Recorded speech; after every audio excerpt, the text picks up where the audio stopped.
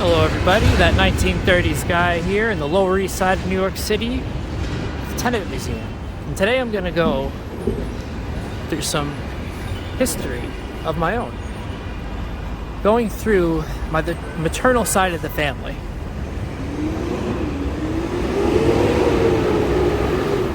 My great-grandma, Margherita Virga, was born on the Lower East Side here and grew up here. Probably worked here. And I'm going to go through the different tenements that she lived, because she lived in quite a few, and they're all around this tenement museum here.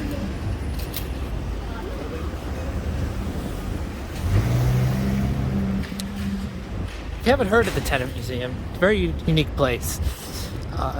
They give you guided tours of an actual tenement. It was built in 1863. Closed down in 1935 when there was a lot of new laws passed, and it was cheaper just to shut down the apartments and keep the commercial space than to make the changes and keep the apartments open. Here's the sign.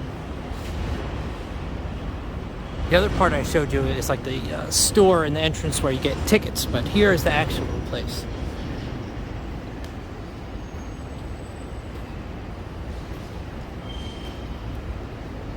5 stories high, and they have different periods of families that actually live there, and they tried their best to get as much information as possible about them. This was boarded up in 1935, like I said. It wasn't opened up until 1988. All that time, the tenements up there stayed pretty well preserved. Didn't seem like there was many squatters that lived in there, if there was any, and so they decided to make a museum out of it. And one of them from the 30s, one of the last families that lived there, they actually found, she's still alive today, and she grew up in this building, and she told them all about the arrangements and where they lived. But they do their best on the other ones from like the 1860s, 1880s, different families that lived there, and what their experience would have been like as the neighborhood changed around them.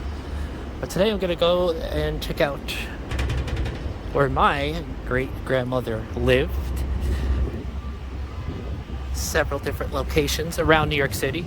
Start in the Lower East Side, and then she moved uptown by the 1910s. And let's go take a journey.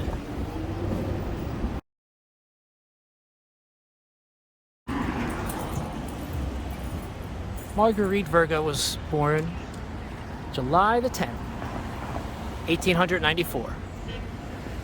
And where these housing projects was where her tenement was, where she first lived, according to her birth certificate. Her parents migrated here just 2 years before, in 1892. Eventually they became citizens in 1913, but that was where she first lived. And since we can't see the actual tenement, I'll look at some of the buildings around here, get a sense of what it was like in her first neighborhood in the 1890s. That's when the Italians were first starting to come here in waves. A lot of them actually came afterward in the first decade of the 20th century. So they were kind of Sicilian pioneers in a way. It was still a very German neighborhood, I believe, then.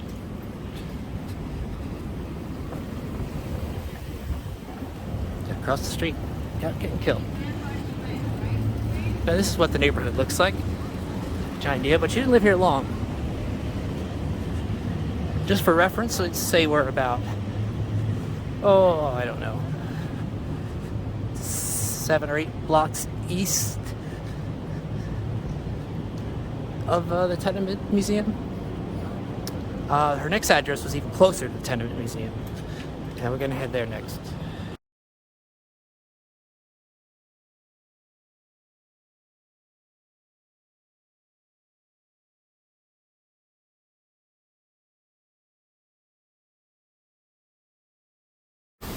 Now, the Lower East Side at the turn of the 20th century, just before and after, was what historians and different demographic studies have shown was the most populated, densely populated place on Earth at the time. As you can see from this narrow street, most of the streets were narrow like this. Some of the wider streets were actually two streets. They turned into one later on. But right here in this building, it probably looked different, but this was where my great-grandmother was baptized in 1894. I'll try to pronounce the name. It was the Chiesa della Madonna de Loreto Church, and her baptism certificate is written all in Italian, so it's definitely an Italian neighborhood here at the time. But more than that happened on this little street on the Lower East Side. You've probably seen pictures of streets in this neighborhood, like Hester Street and Ludlow Street. I think they have famous pictures of, just looks like thousands of people crowded on this little street, little side markets. It was a packed place because this was immigrant central. And shortly after the last apartment, she moved into this neighborhood. In fact, she moved right down the street. According to the 1895 census, which was just a year later, New York did census. The national census happened every year in a 0. The New York did its own census until 1925, every year on the 5. And where this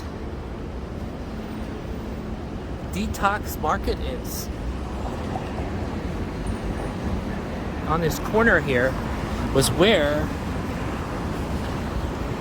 my great-grandmother lived in the 1890s. Over here was my grandfather lived. And where he lived, it's not here anymore. Seems to be a trend. But there it was, right between that gap there where these two little stores are without tops to them, without just one story. They were probably more than that when my great-grandfather lived here. But I'm guessing that's how the two families met. It's very likely they lived this close to each other. They probably went to the same church, which was where I just showed you where she was baptized. And just to give you another look at the building where my great-grandmother lived, there it is with the trees on top. Again, also probably had more stories. The worst of the tenements were torn down, so that's why you see especially where the projects are, those were the first ones they tore down, and because they were in the worst condition. So I'm guessing they lived in pretty rough tenements, because the ones still standing are the ones that weren't too bad, because they were able to leave them the way they were. But this was their neighborhood, a street they probably walked on many, many times. And now I will go to their next home, or my great-grandmother's next home.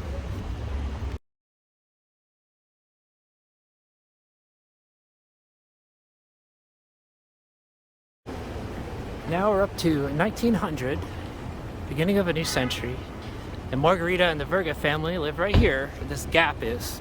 There's no building there anymore. Who knows when it was torn down. But if you look at the buildings around it, it probably looks something like that.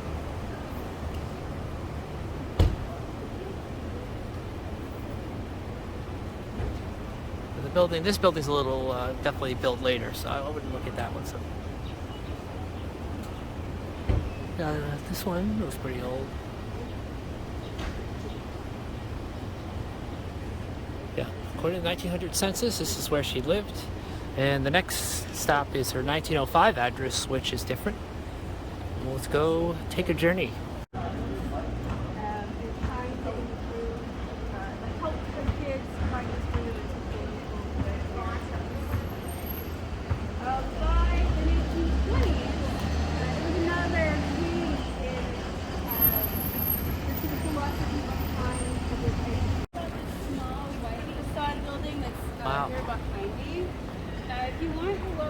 sit on these blocks.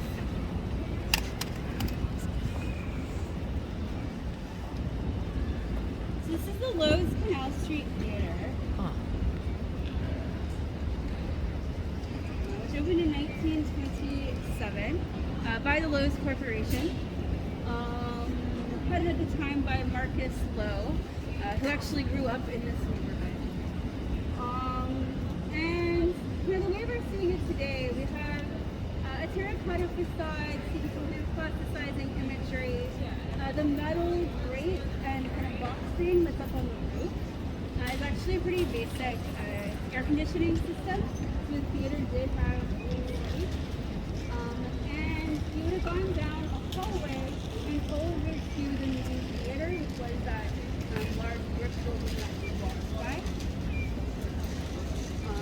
And image 15 in your slide gives just an idea of what it would be like to walk by the theater in the 1930s. You can see a little bit of a marquee, you see the sign for the theater, as well as some of the businesses